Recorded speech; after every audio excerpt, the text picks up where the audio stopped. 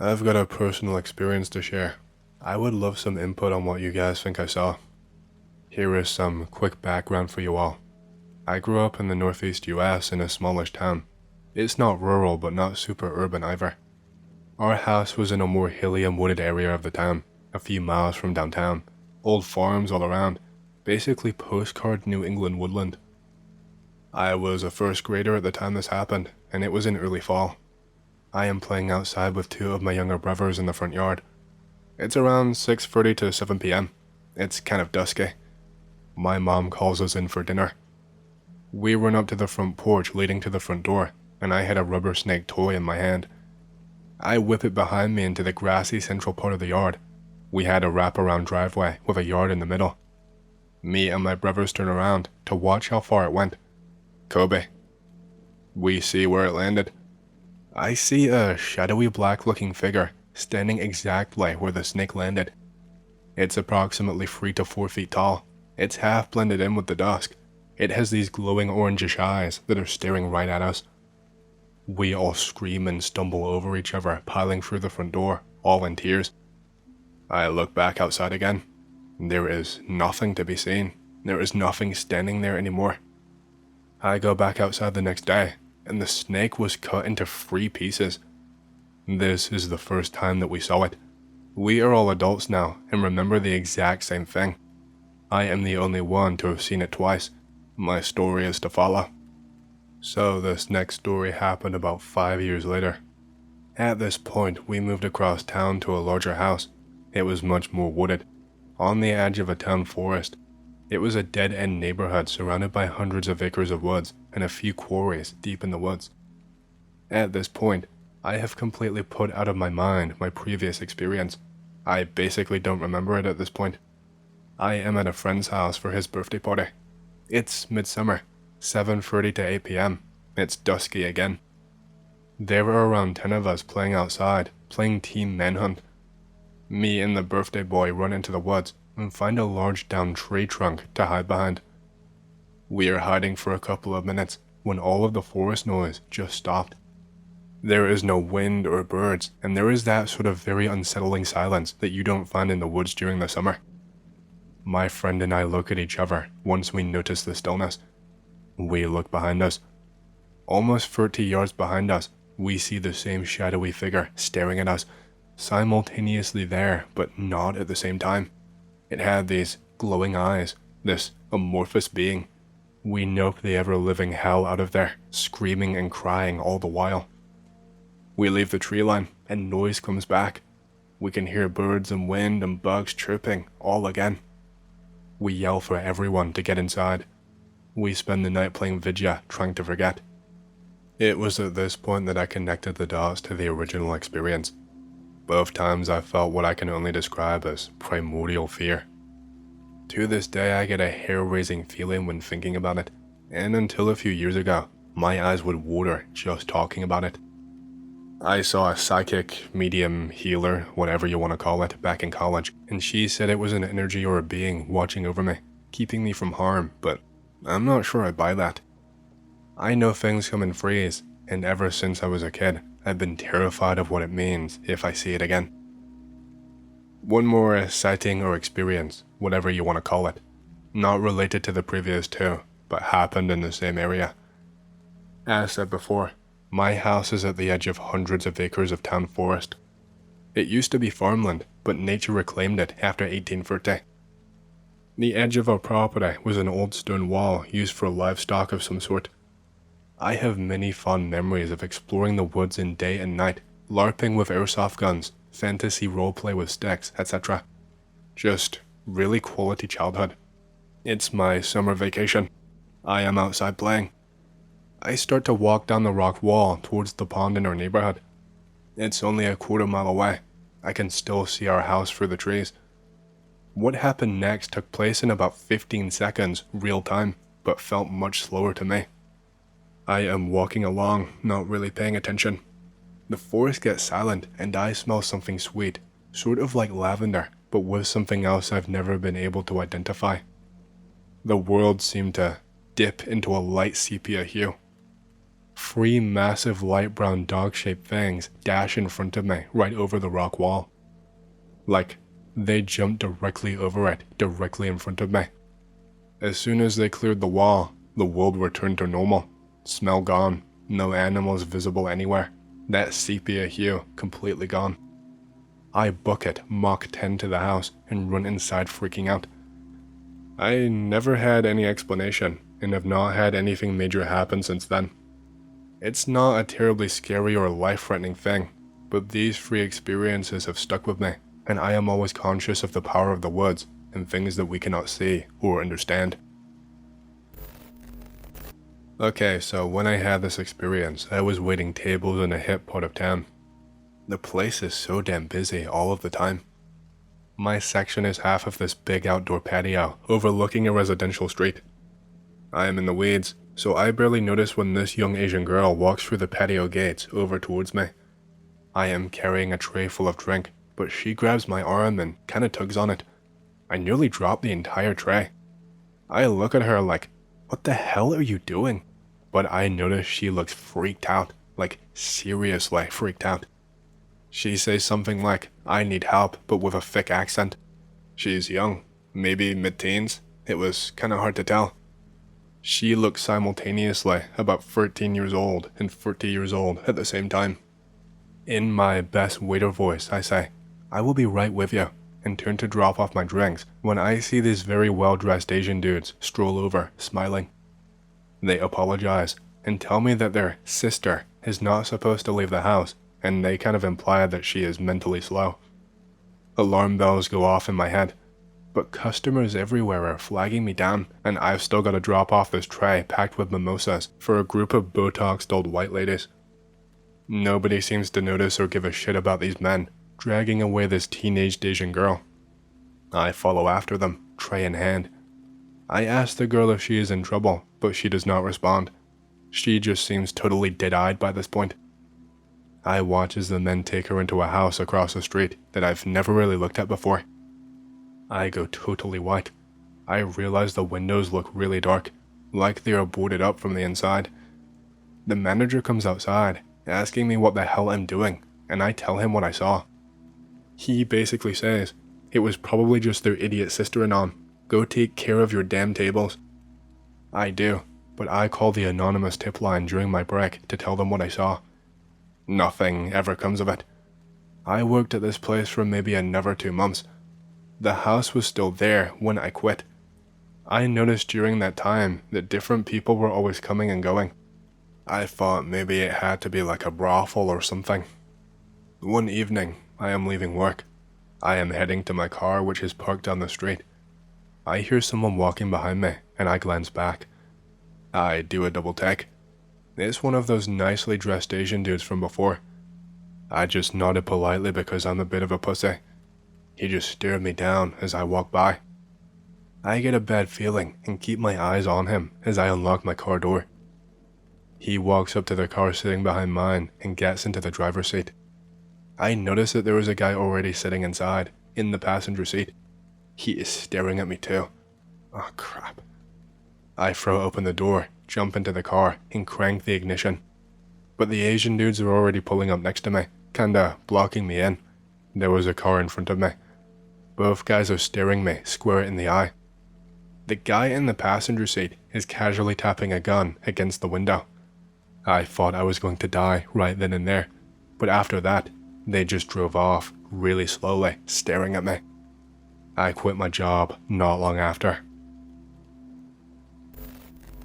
Around 20 plus years ago, me and 4 of my buddies in our teenage years, 13 to 15 years old, were really into exploring abandoned buildings and other such places. We had more than a couple of places explored under our belt. We even once visited an abandoned psychiatric hospital that was supposedly haunted, but nothing happened except for a stubbed toe. During our exploration, nothing major ever happened except for one building in which my buddy miraculously avoided falling from the 2nd floor since the floor in one of the buildings collapsed underneath him. A couple of weeks after one of our missions, one buddy tells us that he knows a location of abandoned military bunkers that we can go and explore. As the angsty teenagers that we were back then, We, without wasting time, prepared ourselves and headed out to the place the next day. The place was located in literally the middle of nowhere. We had to go first, using 2 buses to their last stop, had to get a ride, and we still had to go through a lush forest, and the road on foot still took like an hour or so to get there.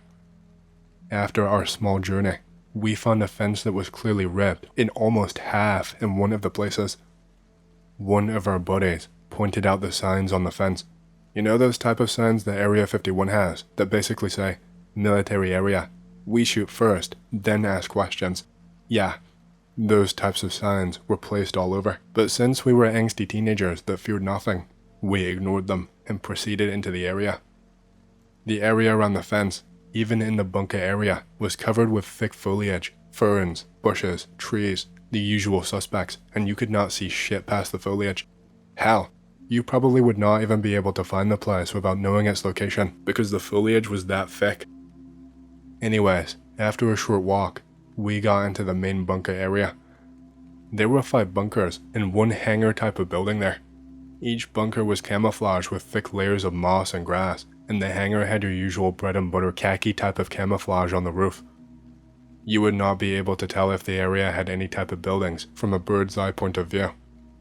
We made one of the bunkers with a tree glowing on top of it as our base of operations. We gathered and hid our belongings there, taking only the most useful stuff: batteries, knives, some rope, flashlights, the usual suspects. Then we started exploring our first bunker. There was nothing unusual. This bunker seemed to be used as a living quarter for grunts, since the first floor was just a massive, huge open space with destroyed and corroded frames after bunk beds and other stuff like that. We wanted to descend to the second level, but it was flooded.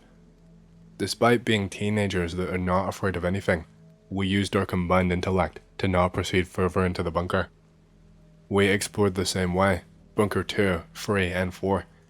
We did not find anything particularly impressive or of value. Maybe some rubble, broken furniture, flooded lower levels, and piece of concrete that gave up due to natural causes. The 5th bunker from the get-go felt odd. I can't tell what it was.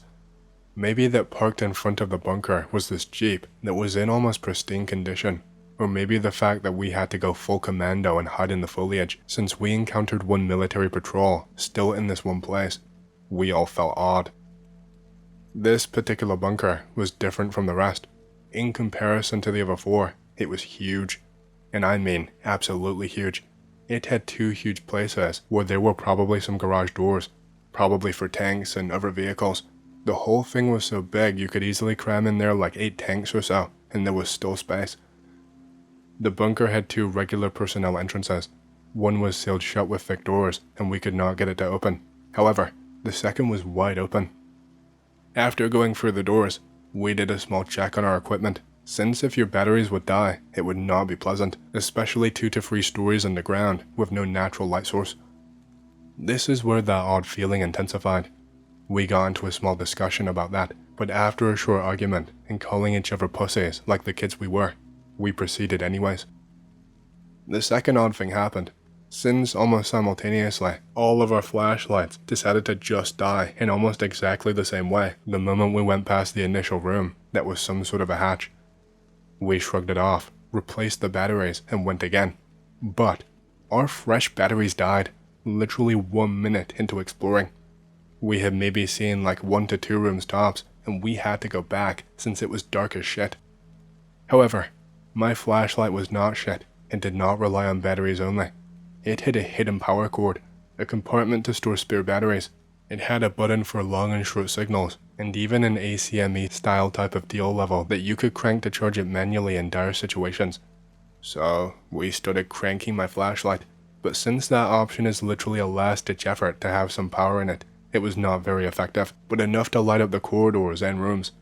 So we decided to go in conga-like style, holding each of our arms from their behind, while the first person held the flashlight and guided us into the bunker. The first floor was nothing unusual from the inside. One room was flooded and covered in some weird-looking moss and was mostly empty. One was some sort of an office, and the remaining 2 rooms appeared to be a small storage unit and toilets. There was a flight of concrete stairs leading to the next level, so we proceeded to the second floor. Immediately upon descending, it became absolutely freezing down there. Nothing weird, since we were like 15 to 20 meters underground, but it was a bit strange since this was in the middle of the summer, and temperatures easily reached 30 degrees Celsius in shadows. The second floor was mostly empty, one corridor leading from one stairs to another, with rooms that were mostly empty. The only thing of value that we found was a piece of an old newspaper that was like 10 years old, but in its current condition, we were not able to read almost anything else on it. Plus, it literally crumbled upon being touched. One of us started to feel this feeling that could be associated to regular fear, but as teenagers, and calling each other pussy again, he manned up and followed us further. We started descending to the third floor. The area seemed to be the same as the upper floor. One corridor, stairs behind us, and at the end of the corridor, and like 10 doors that led to different rooms, from which 2 of the doors were leading to the same place that probably was used as a living area in the past. We could tell by the remains of basic furniture. Nothing of value and particular interest was here, so we slowly started creeping towards stairs leading to the 4th floor. In this moment, hairs on my body stood up out of nowhere, and this weird feeling became even more apparent. On floor 4, it seemed to be the exact same copy of the previous floor, with one big difference. In the place where a flight of stairs should be leading deeper, was a T section which led to different parts of the bunker, but it was completely flooded and we could not proceed further. We took maybe a couple of steps into the floor when our leading buddy stopped and started to crank the flashlight, since it obviously started to run out of juice and was flashing like it was set to send an SOS signal. While the first person in the column was cranking the flashlight, we started to talk about some shit like teenagers, and one of us checked the time, since we took our sweet ass time exploring, and it would be nice to know when we would need to stop in order to get a bus back home. Suddenly, my hair stood up once more, and what I felt back then could be described as a fight or flight type of response. Out of the blue, I was scared like hell, while 2 of my buddies in the column started shaking uncontrollably, like they were scared shitless themselves. Also, I did not ask, but I noticed one small detail. Despite this being an abandoned bunker, there were still sounds there. We were still accompanied by usual sounds of water droplets hitting some surface, but suddenly, it became dead silent. You could even barely hear us breathing. My buddy in front asked the shaking buddies, "What the hell is wrong with you?" One of them simply pointed forward. We had little to no light, like 30 meters or more below the ground, since he was still trying to charge the flashlight. At the spot he was pointing at, one blue-like orb that was obviously emitting light appeared. In my country, there are no glowworms, since winters can be very harsh and they would simply just die out.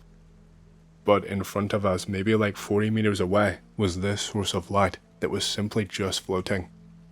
We stood scared, watching it.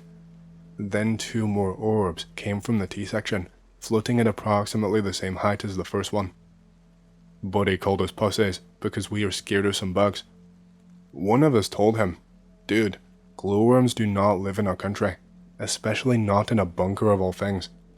Then the slow realization came to us. Those orbs that were perfectly floating still in place had started slowly creeping towards us in a straight line. At that moment of clarity, we ran. We ran like hell from there, almost tripping each other on the way out. Once we ran away, all those weird and odd feelings stopped. We took a small break, and the flashlight with the crank suddenly started working properly again. We didn't care. We went to our base of operations, packed our stuff, and simply bolted away from the place. Another weird thing happened on our way out. While we exited the bunker, the weather was 100% clear, not a single cloud in sight whatsoever. However, 30 minutes on our way back, I noticed something weird and pointed it out to our buddies. On top of the area in which the bunkers were located, suddenly a huge cloud appeared, seemingly out of nowhere. "It's just a cloud, you pansy." But the cloud suddenly made this O shape in the center of itself, and this ray of light was descending from it on the area that we just ran away from. We did not talk about stuff we've seen on the way out. We never believed in anything paranormal or anything of the sorts, but the stuff we've seen and felt, our feeble teenage minds could not explain in any way, shape, or form. The more I think about the story, the more questions pop in my head. 1. How in the hell did my teenage buddy know the location of this place in literal nowhere and how to get to it? Like I previously said, this place was properly masked, even if abandoned, so you would need to know the exact location of it to find it, and phones, especially the high-tech ones at that time, did not have GPS functions, and internet access on them was something, but it was unheard of. 2. The place was abandoned, but it was still fenced off, and if unlucky, you could meet a patrol of fully armed soldiers there. 3. The place a couple of years later, when I went back to it, was just gone. No bunkers, no hangar, even the concrete roads were stripped. The place was just a patch of foliage in the middle of nowhere. None of us believed in anything paranormal before that, and you would be marked as weird for even suggesting those things, but this experience opened up my eyes a little bit.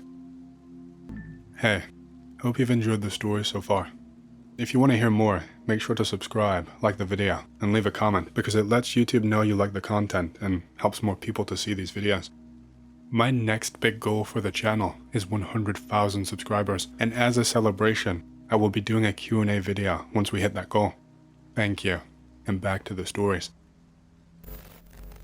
A couple of years ago, I was traveling through Armenia with a few friends, exploring some of the country's more remote locations.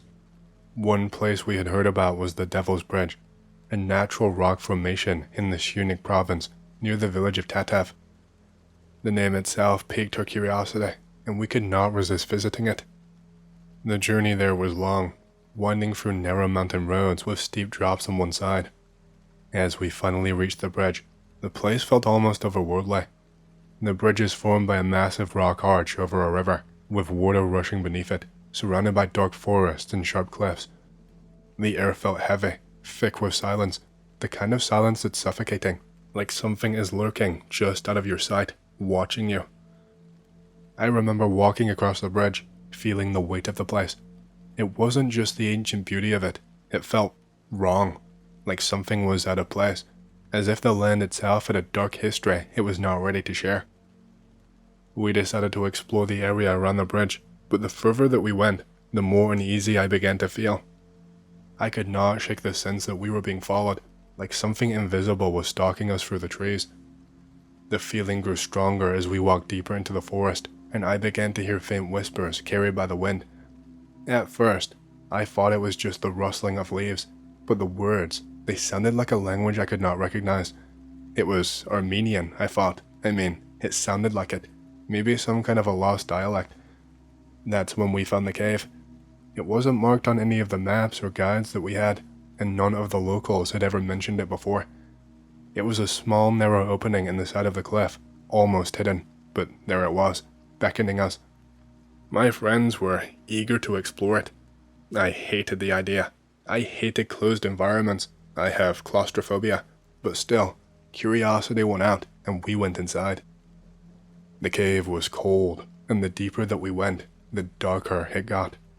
It wasn't just the absence of light. It felt like the darkness was pressing in on us, suffocating us, like the walls themselves were closing in. As we reached the back of the cave, we came upon strange symbols carved into the walls. They didn't really look like anything I'd ever seen before. They weren't like crosses or anything. It was just like depictions of animals, painted handprints, those kinds of things. Sometimes etched into the wall, sometimes they looked like they were painted on. After a while, we heard a low guttural growl echoing throughout the cave, like an animal was inside of there with us. But when we turned around, there was nothing.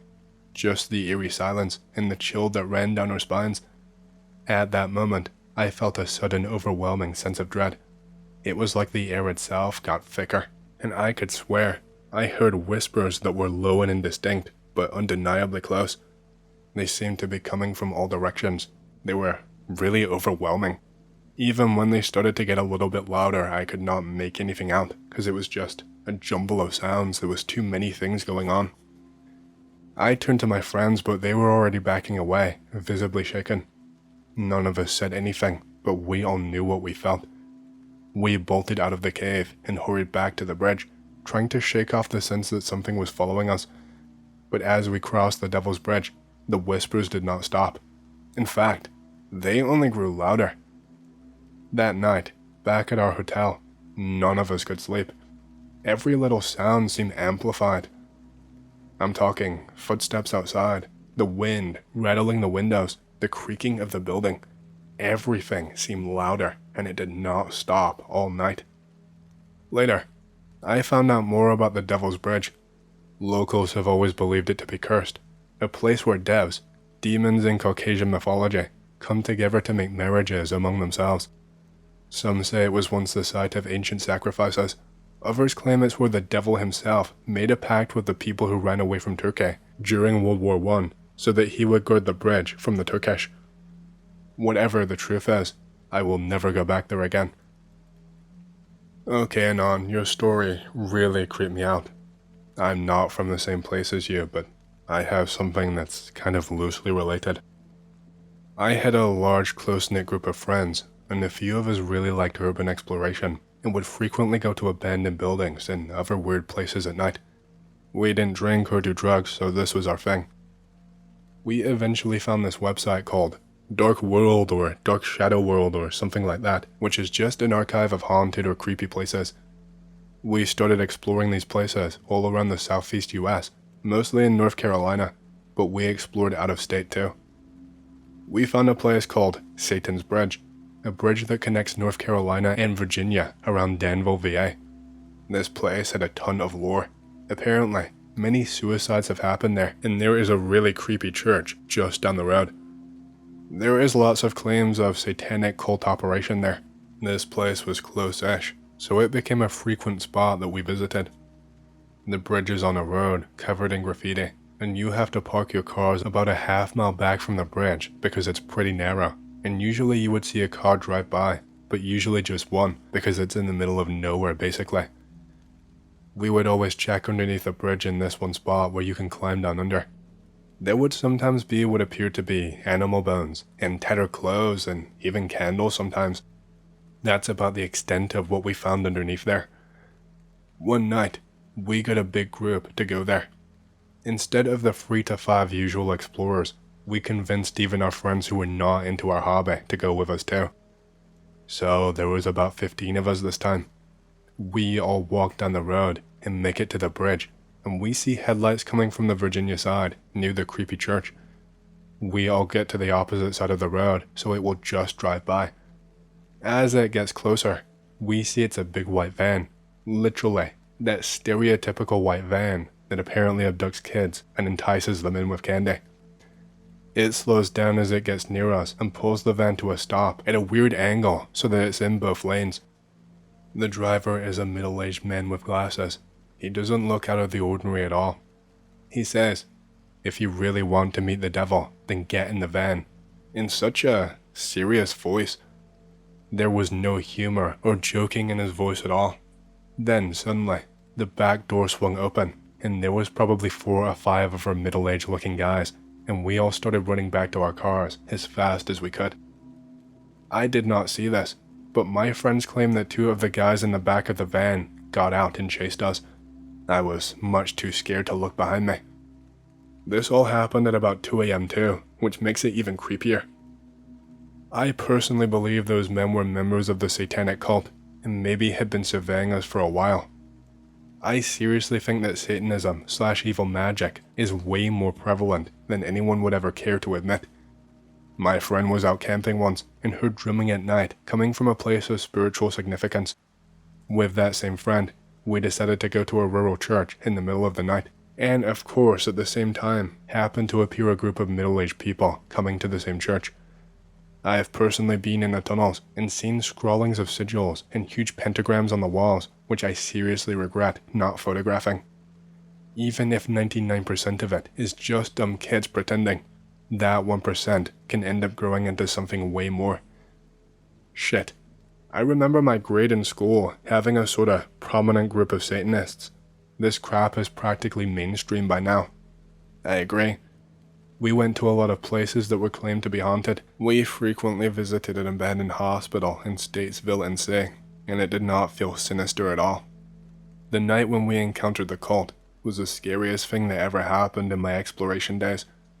The only thing they ever came close was when we found a house in the woods where a man murdered his family in the early 20th century. Nothing happened there, but we had searched it for probably 4 times before, and that night it seemed like it was just there. How we missed it before and never found it before that time, I'm not really sure. It seems almost supernatural there. Nothing happened in the house, it was just very bad energy, and like I said, we explored there all of the time and never saw it before. It was like it just appeared there one day, just in the middle of nowhere.